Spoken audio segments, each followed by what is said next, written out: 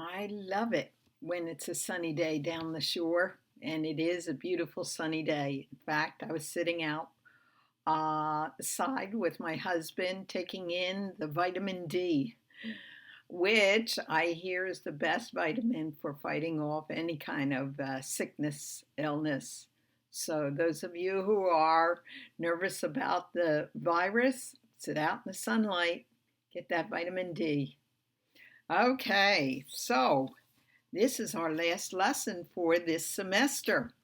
We'll start again in September, but until then, I have determined, God willing, that I will do some snippets during the summer. I'd like to do one a week, but we'll see what happens. And for those of you who are new, um, welcome.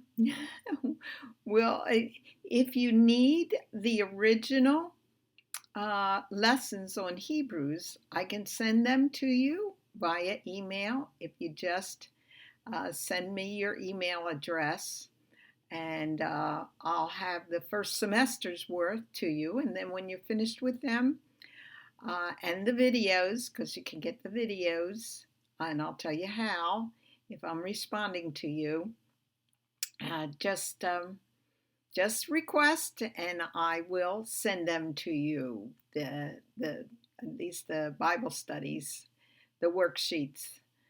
Okay, well, let's get started.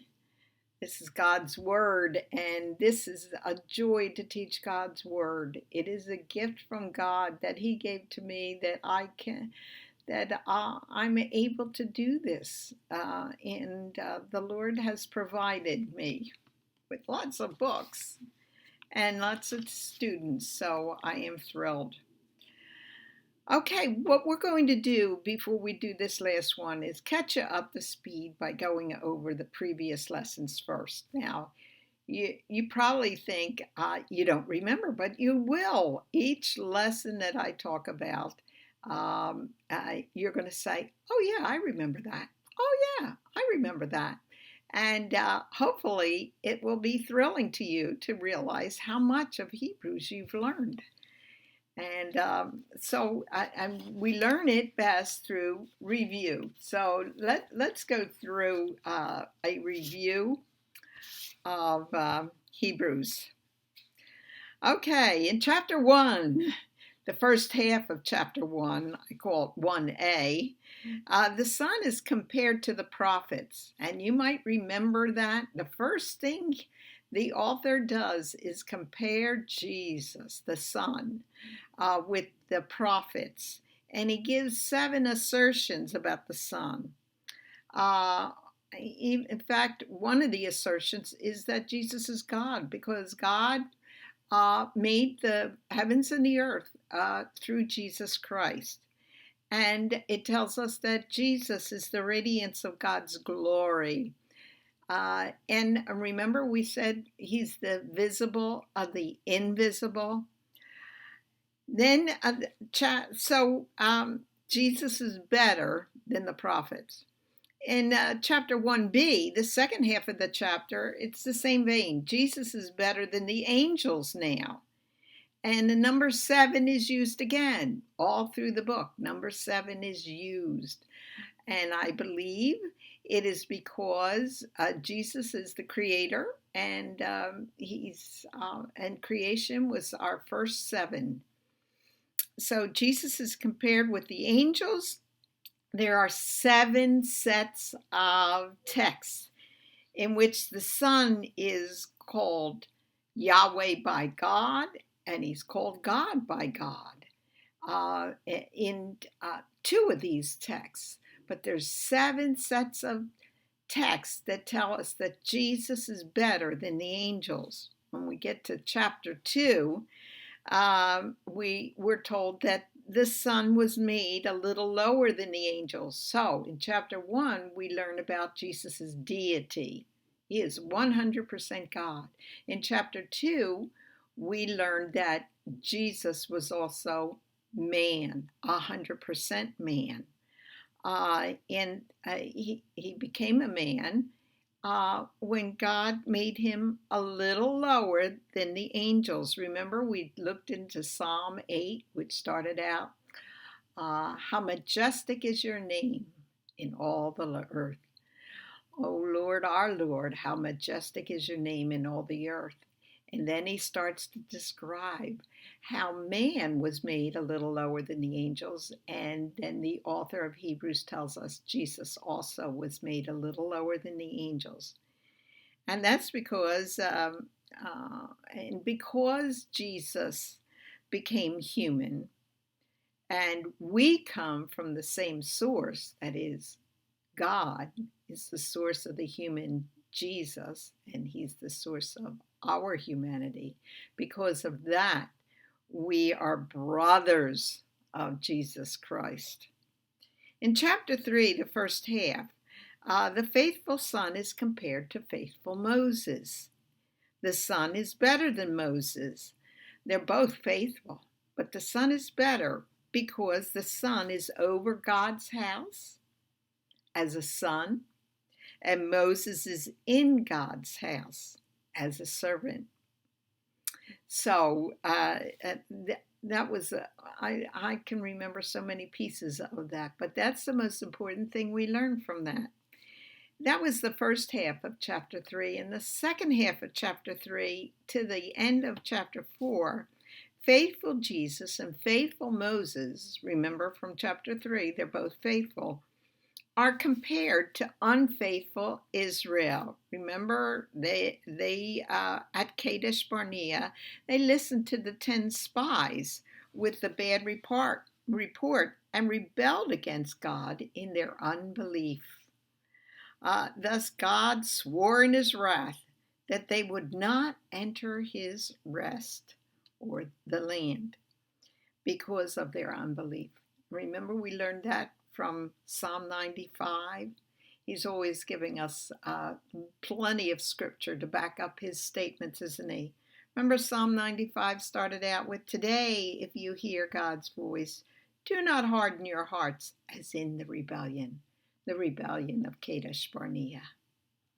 Then chapter 5, the first half, Christ and Aaron are compared as high priests. And though both were chosen by God, Jesus is better, since he who is according to the order of Melchizedek, that's Jesus, became the source of eternal salvation. And that couldn't have come from Aaron, could it? Nor his descendants. Chapter 5b to 6a through 6a, there's a digression away from a discussion about Melchizedek. Remember, he wanted to talk about Melchizedek, but it was not the time yet. Why not? Well, he needed to talk to those in the church that he was writing to in order to exhort those who are sluggish. They were sluggish believers. Remember, it told us that at the beginning and the end of that section. Sluggish believers. But also to warn those who had all the benefits of salvation surrounding them, yet they did not believe but walked away. And then in chapter 7, which is our present chapter, the one we're working with now, is we learn the superiority of Melchizedek over Abraham and the order of Melchizedek over the superiority of Melchizedek over the Aaronic order. Yes, so Melchizedek is greater than Abraham, and he's greater than the Levites and Aaron. So that's what we're learning in chapter 7, and that's where we are going to be today. But first, of course, we do our snippet. And these snippets usually only take about, well, they're supposed to only take about 15 minutes. Sometimes I'm a little longer. But it's snippets like this, the sandwiches, that will continue through the summer. I have at least one more sandwich to go through, so that'll be our first snippet, perhaps next week. Okay, so just watch for them and and uh, and get your YouTube video that goes with it, because I will send a worksheet to go with the snippet. Okay, what do sandwiches do? Well, sandwiches highlight the contrast between characters in the story. And today it's going to be the story of the denial of Peter. And so it's going to contrast Jesus with Peter today. Now, the sandwich always interweaves two stories so that they're connected even more tightly than they would be if they were juxtaposed or one right after the other. Mark is really good at this, and he has quite a number of sandwiches in his book. And we've been looking at the most important ones.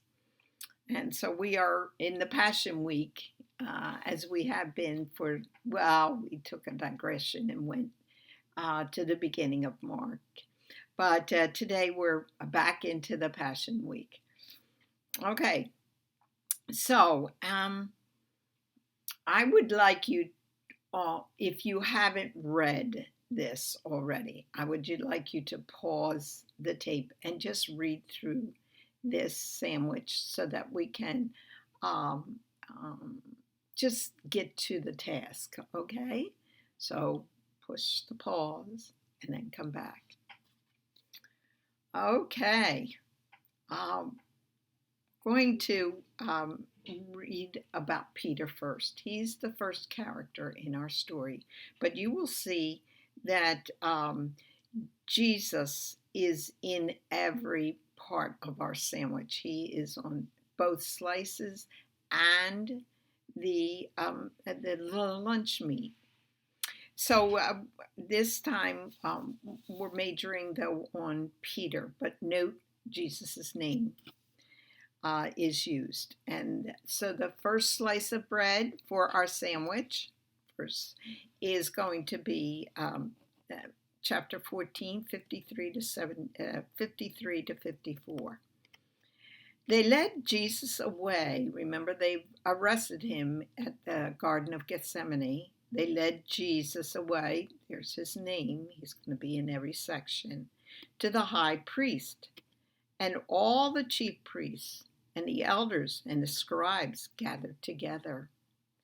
Peter had followed him at a distance, right into the courtyard of the high priest, and he was sitting with the officers and warming himself at the fire.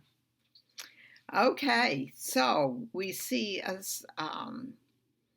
couple of important words here. It says Peter had followed. And if you remember, we talked about that word as a discipleship word.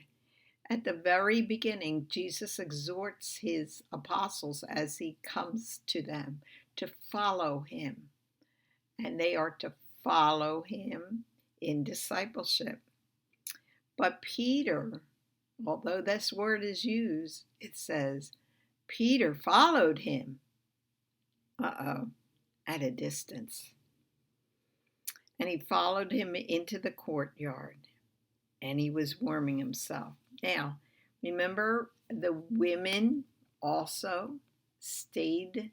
They were there at the crucifixion. They were there at the burial and at the resurrection. But at the crucifixion, it says they were there at a distance. It just seems that 3 years of Jesus' preaching has gone down the tubes. They're all at a distance. And though they've been, both the men and the women have been called disciples, they are proving themselves to lack something in their discipleship, haven't they? Now, remember what a sandwich is. A sandwich has 2 slices of bread. And normally, the 2 slices are held together by the same wording. So what I'm going to do is skip ahead to the second sandwich. Okay, let us see.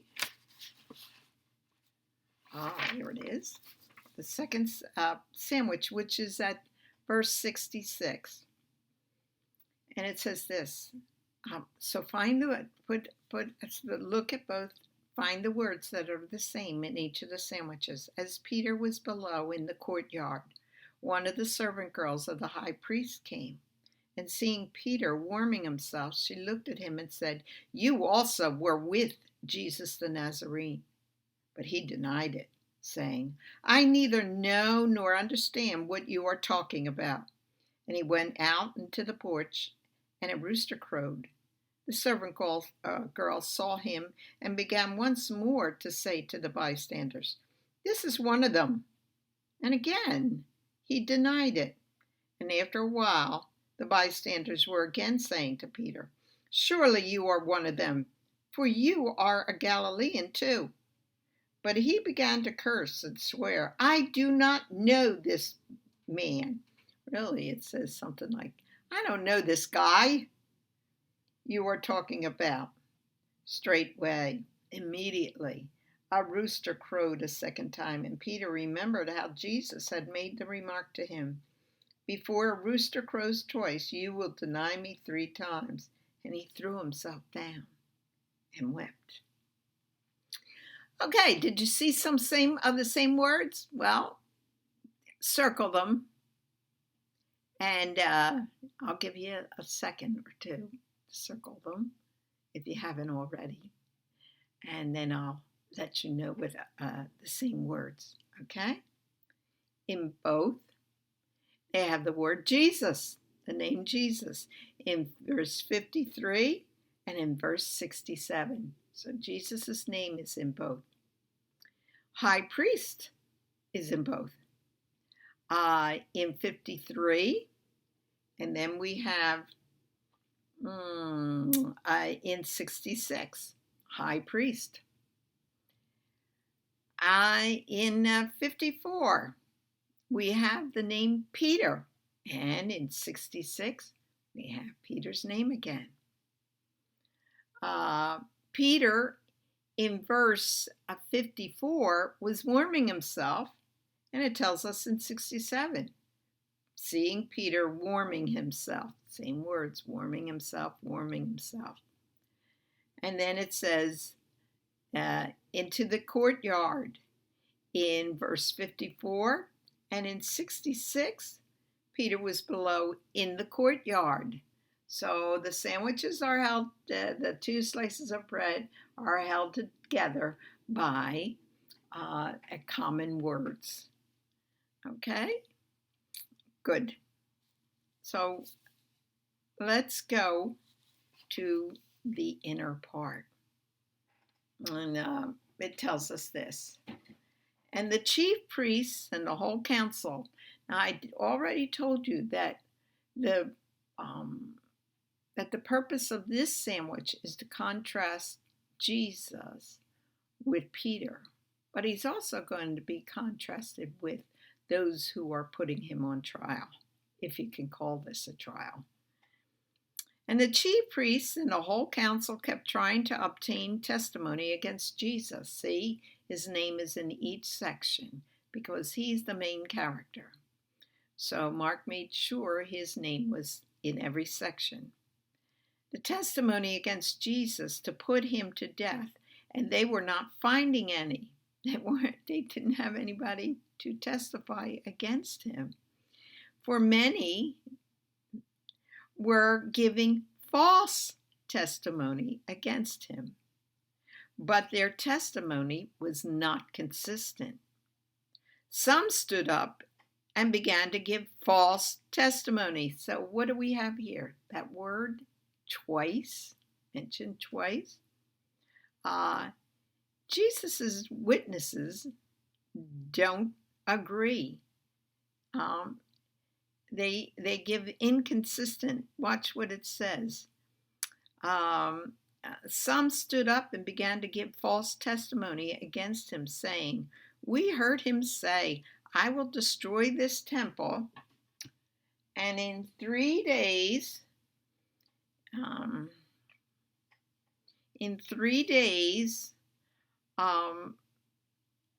we heard him say, I will destroy this temple made with hands, and in 3 days I will build another made without hands. I want to just stop right there because this is called false testimony. We're told that in verse 57, false testimony. Now, what's false about it? Because we don't have a time in the synoptic gospels, that's Matthew, Mark, and Luke. In none of those gospels do we have a time where Jesus says anything that even closely resembles this. But John, writing about 95 AD, when he was probably in his 80s, he gives the story that this accusation comes from. And it's in John chapter 2, 19. Now go there. If you go there, you will see that there is one very important difference between what Jesus really said and what they're claiming he said, because they claim that Jesus said that he would destroy the temple made with hands, and in 3 days I will build another made without hands. Wait a second. He didn't say he was going to destroy it. In John 2:19 it tells us, destroy this temple, and in 3 days I will raise it up again.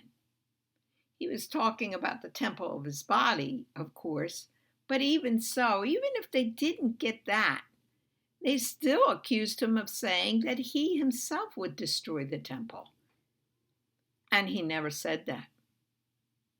He was predicting his death on the cross, that they would destroy it, but he would raise it up again. Okay, so we have false witnesses. Jesus's witnesses do not agree with each other. But if you remember the last section, the last sandwich, Peter's witnesses all agree. So there's a contrast, isn't there? Jesus's witnesses don't agree. Peter's witnesses do agree.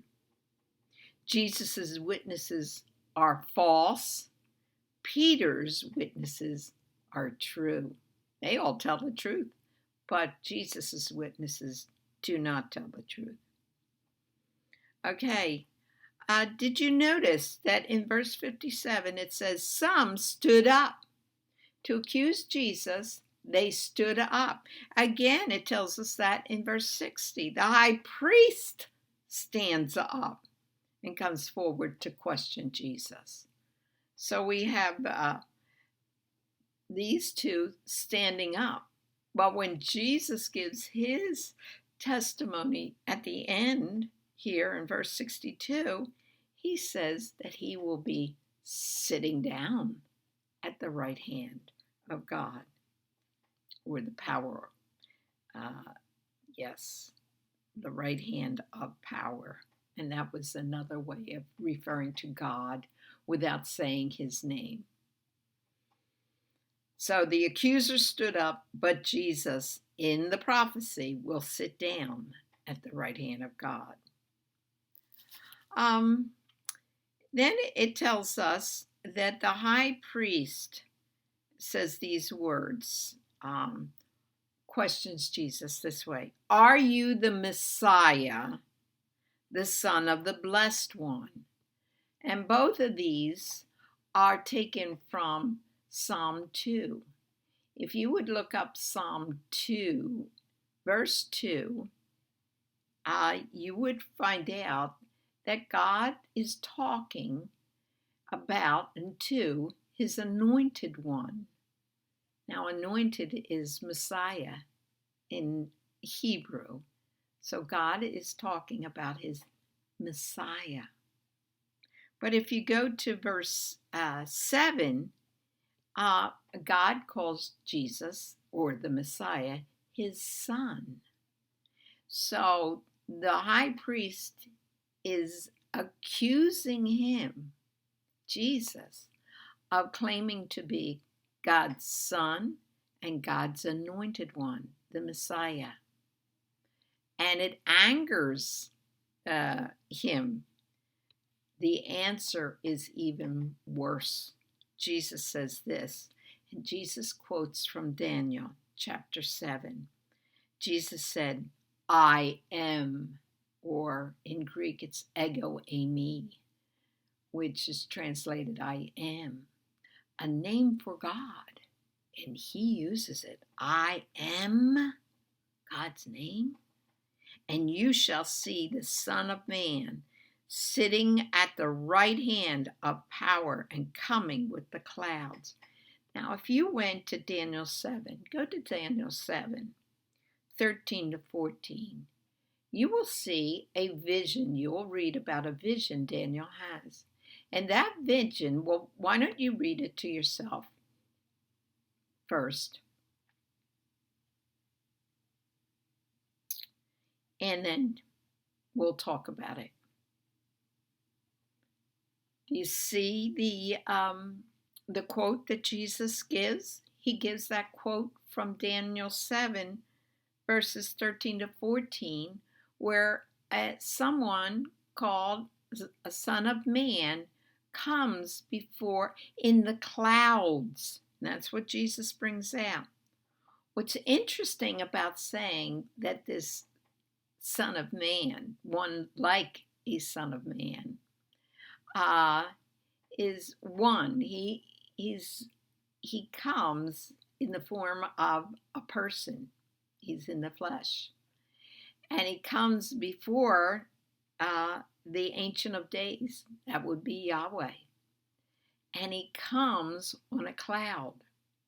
Now, scholars call, and you'll think that this is funny at first, and they say that Yahweh is the cloud rider, because in the Old Testament, Yahweh comes in the clouds. Very often, we are told that Yahweh comes in the clouds. So he's the cloud rider. And here's a son of man in the same vehicle that God uses. Whoa. Okay, not only that, but he says, Son of Man is sitting at the right hand of power. So Jesus says that this Son of Man, which he is claiming to be, sits at the right hand of God, making himself equal. And in Daniel 7, 13 to 14, it tells us that the Ancient of Days gave him the same dominion, glory, power that he himself has. And why do I say that? Well, look at the words that it says. He has a dominion. The Ancient of Days gives him a forever kingdom and dominion. And back in Daniel chapter 4, verse 37, I'm sorry, 4:34, it is God who has dominion forever and ever. So what is he doing? He's sharing his glory with Jesus, because Jesus is God, the Son of God, who receives the same glory that God himself has. And God says that I will not share my glory with another. So if he's sharing it with Jesus, Jesus is not another, is he? Okay, so Jesus says, I am. Peter says, I am not. in his denial. Remember that? Jesus told the truth despite the consequences. Peter lied because of the consequences. So we see Jesus making the claim that he is that one spoken of in Psalm 2, who is the anointed one and God's Son. And now he's claiming to sit at the right hand of God, which the one called a Son of Man who rides on the clouds, sits at the right hand and has dominion and power and glory, just like God has. Got it?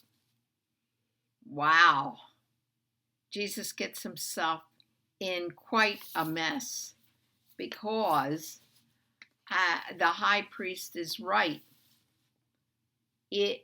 Jesus, who sits at God's right hand and shares in God's vehicle, is declaring that he is equal with God. This is blasphemy, unless it's true. But it is true. So it's not blasphemy, as the high priest says in verse 63 and 64. Haven't you seen? Did you not hear? He says, this is blasphemy. And they all condemned him, that he was deserving of death. And he was, if it was not true.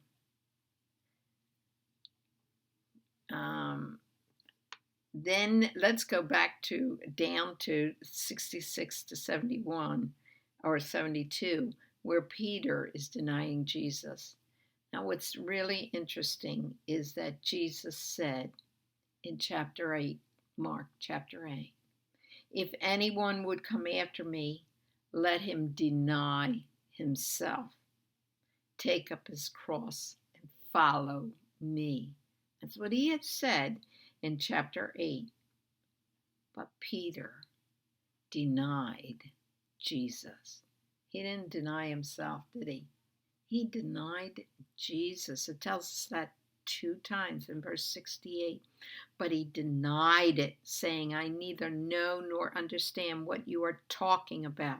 And he went out into the porch, and the rooster crowed, and the servant girl saw him and began once more to say to the bystanders, this is one of them. But again he denied it. Same word that's used back in Mark chapter 8.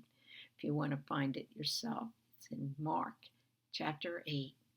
And when Jesus says, if anyone would come after me, follow me, let him deny himself.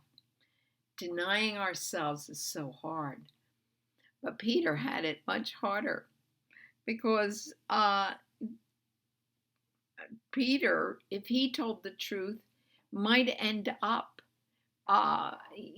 imprisoned also along with Jesus. And what good would that do? So he must have thought. We find out here that Peter is more like the false witnesses than he is like Jesus. He's a false witness concerning himself, isn't he? Well, we see the contrast, don't we? In the last contrast I want to give to you is this. Telling the truth, Jesus will go to his death. Telling lies, Peter will escape. Okay, so our author is asking us to really go and deny ourselves to the utmost, to the very end, including death. And you often say to yourself, could I die for Jesus? And some of us are pretty confident that they could. But here's a good indicator of whether you'd be able to go that far in denying yourself. And the indicator is this. Do you deny yourself daily?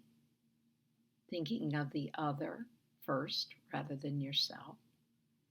Do you deny yourself in your home with your husband or your children or your mother who might be living with you?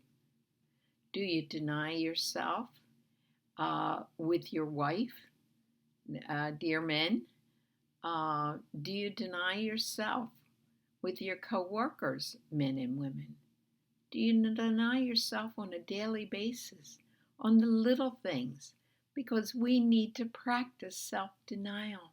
So why don't we deny ourselves daily? Let's choose to do that. And then we'll build up those spiritual muscles so that when the ultimate test comes, we will find it natural to deny ourselves, take up our cross, and follow him to death. Okay, so now we're on the last part of Hebrews. And we're here to look at the Melchizedek section. Yahoo! We're here. And we have looked at it. We've even looked at the chiasm done by, I want to make sure that I give credit where credit is due. This chiasm was not done by me, but by Peter O'Brien. So I just took it from his book, and I'm giving him credit. Let's put this section in context because it really starts at the end of chapter 6. In chapters 1 through 6, before chapter 7, all talk about, well, the priesthood of Jesus. In chapter 1, he's the, I have to go back. Chapter 1.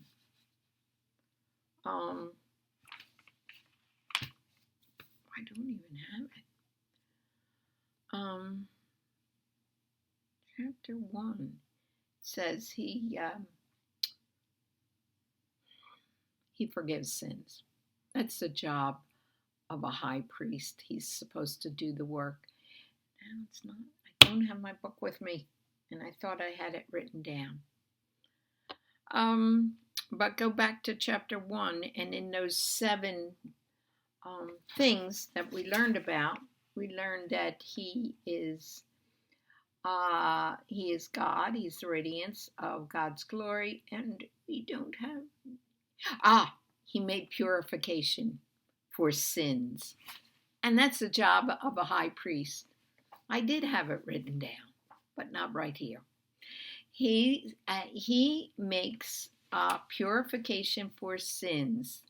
So says the author of Hebrews in the first section where he's comparing Jesus with the prophets, because the prophets don't make purification for sin. Jesus does. Okay, so we have so Melchizedek. The high priesthood of Jesus is mentioned in every chapter. Then at the end of chapter 4 or 5, it talks about Melchizedek. And then at the end of chapters, you remember, yes, it was at the end of chapter 4 or the beginning of chapter 5, it talks about Melchizedek, but he says he digresses from Melchizedek because he doesn't think that they're mature enough to hear about Melchizedek. He digresses, and remember he says you're too sluggish, and that's an exhortation. And then he warns the non-believers in the church who have all the benefits, but they haven't believed. And now that the digression is over at the end of chapter 6, we have Melchizedek. We're going to return to Melchizedek. And so in 6:19 it says this: we have this as a sure and steadfast anchor of the soul. What is the this he's talking about? What is the this that is a sure and steadfast anchor of the soul? Then he calls it a hope a hope that enters into the inner place behind the curtain, where Jesus has gone as a forerunner on our behalf, having become a high priest forever after the order of Melchizedek. Yes, and so here we have it that we have a steadfast anchor to of the soul and a hope that enters the inner place. What is that all about?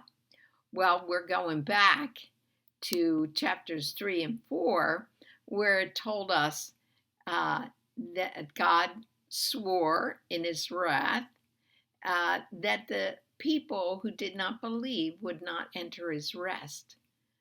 Well, if you reverse that swearing, you can also say that God will allow those who do believe into his rest. In fact, it's a swear, it's an oath, it's a promise. And so that's what the author here is referring to at the end of chapter 6. That oath that we will enter his rest through belief is a sure and steadfast anchor of the soul and a hope that enters into the inner place behind the curtain, where Jesus is gone as a forerunner on our behalf. He's the high priest who goes into the Holy of Holies before us, and we follow. We're able to go into the Holy of Holies because we've entered his rest through faith. We can enter through the curtain into the Holy of Holies, where Jesus went first. So that's the background. He started talking about Melchizedek, and now in chapter 7, verses 1 to 10, this is he's here. He's here talking about Melchizedek and Jesus, who is from the Melchizedek order. And it tells us this: for this Melchizedek, king of Salem, priest of the Most High God, met Abraham returning from the slaughter of the kings and blessed him. How does this show that Melchizedek is superior to Abe? He's going to tell us. He's going to tell us that the greater blesses the lesser. Okay, so, and bless him. And to him, Abraham apportioned a 10th part of everything. Ooh, he's a priest, and he gets a tithe. And who gets the tithe? The greater, not the lesser. And in fact, this shows again how Melchizedek is superior to Abraham, because Abraham gives him a 10th. Now, remember we talked about tenths already. Melchizedek is the 10th king, and now he's receiving a 10th. Oh my, the Bible is full of these neat little funny things, aren't they? Now look at verse 3. Well, let's look at the X.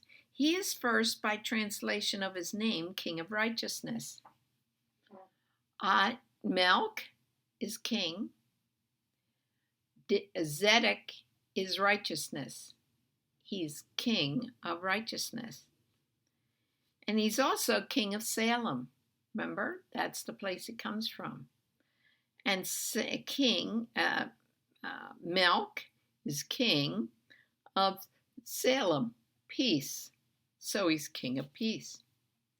He's without father or mother or genealogy, having neither beginning of days nor end of life, but made like, those were very important words, made like the Son of God. He continues as a priest continuously. Now, the first thing we're going to look at is that He's without father or mother, genealogy, having neither beginning of days nor end of life. And remember, I put the picture up. It said, according to the picture of Melchizedek, the one given to us in Genesis 14. He doesn't have a mother or father, and he's surrounded by genealogies. And yet, no genealogy is given to him. We don't have his birth, and yet he's greater than Abraham, who has a birth and a father and a mother and a genealogy. But Melchizedek is devoid of all these things. And now, so some people wonder, is he the pre-incarnate Christ? Is he Christ appearing here before Abraham? Or is he a type of Christ? And what I've been showing you, and I hope you got it, is that he's a type of Christ. And here's the clincher. He's made like the Son of God. Now, like does not mean that he is the Son of God. He's like him. If you were to go to Ezekiel chapter 1, all through the chapter, Ezekiel describes the chariot of God. Oh my goodness, what a chariot. And the horsemen of God. And over, because it is so out of this world, a heavenly picture, he cannot really describe it. He must use the words like. It resembles, it looks like, it's like. Go back and see it, because that word like does not mean it is that thing that it's like. It like means it resembles. And if it's a pre-incarnate Christ, the Son of God does not resemble the pre-incarnate Christ. He is the pre-incarnate Christ. So, but it's not here. Melchizedek resembles the Son of God. He is not the Son of God. And also, it tells us that his priesthood is continuous. The word for, sometimes translated forever, but scholars say that the word is better translated continuous. He's a continuous high priest because in the picture of him, he continues to be a high priest in that picture. Now, just to clinch it again, if you were to go to chapter 6, verse 20, you would find that Jesus is a high priest also, but another word is used, the word eternal. So Jesus is a high priest eternally, a different word from what is used to describe Melchizedek. And this is important to the author to show a difference between Melchizedek, who continues to be a high priest in the picture, and Jesus, who truly is eternal, who truly, as Son of God, has no mother, no father, no genealogy, no birth, no death. Go to chapter 7, 17. Again, Jesus is the high priest who is eternal. Again, chapter 7, verse 21 and 24 and 28, that word eternal is used in every one of those scriptures about Jesus, who is the high priest. He truly is eternal. So the fact that Melchizedek is like the Son of God, just like any other type of Christ is like Jesus. Remember, David is like Jesus. He's a king, and he is able to crush the head of Goliath, which the future Christ, according to Genesis 3:15, will do. Joseph is a type of Jesus. He was hated by his brothers and taken into, imprisoned in the pit. Um, Jonah is another type of Christ, 3 days and 3 nights in the belly of the great fish. These are types, and Melchizedek is a type because he is made like the Son of God. Well, let's go on.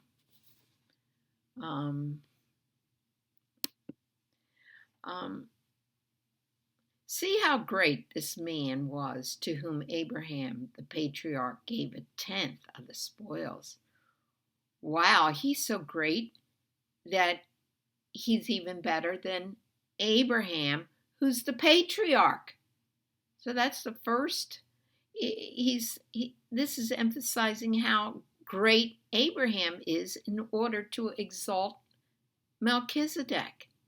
How great is this man, Melchizedek, to whom Abraham, the patriarch, gave a tenth of the spoils. Someone who's a patriarch, the first patriarch.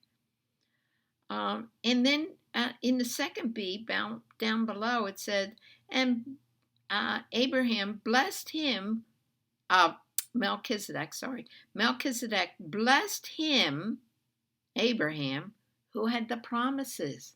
Again, we're emphasizing how great Abraham was. He got the promises, and yet Abraham paid the tithes to Melchizedek. So Melchizedek must be greater than Abraham even. That's what the author of Hebrews is proving to us. And Melchizedek is a type of Christ. Who's the one who has the promises? Abraham. Yet, who blessed who? Showing that Melchizedek is greater than even the one who receives the promises, because the greater, that's Melchizedek, blesses the lesser, Abraham, and the greater, that's Melchizedek, receives tithes from the lesser, that's Abraham. Melchizedek is superior to the Levitical priesthood because Levi, through Abraham, paid tithes to Melchizedek. In verse 10, oh my goodness, you say, wait a second, Levi and Aaron weren't even born. How could they? Well, this is the Hebrew mindset. It's this: an ancestor in biblical thinking contains within himself all his descendants. So it's like you have within you, all in the seed that's in you, all the descendants that will ever come from you. That's what the author is saying about Melchizedek. Abraham, whose seed was already in Abraham. That's why the Bible calls Jesus the son of David. Though 1,000 years, there's 1,000 years difference between David and Jesus. Within David was the Jesus seed. Okay, so we just completed the first section of Melchizedek. We've been waiting for this. For the first few chapters, we keep being told that Jesus is a high priest. He does the job of a high priest. And then we're finally introduced to Melchizedek. But we make a digression because it's not time yet for the author to give out until he exhorts those who are sluggish and warns those who have not yet believed, though they're surrounded by all the wonderful things of Christianity. So, I hope that I made it a little clearer. We've gone over it enough, and now you have a whole summer to think about it. And if you want, remember I sent you the first semester's worth of these, and maybe if you went over them again, or even for those of you who are new, that you're going over them for the first time, you'll be able to understand it and connect it from chapters 1 to chapter 7. I had fun this semester. Thank you for letting me share with you the wonderful Word of God. God bless you. Goodbye.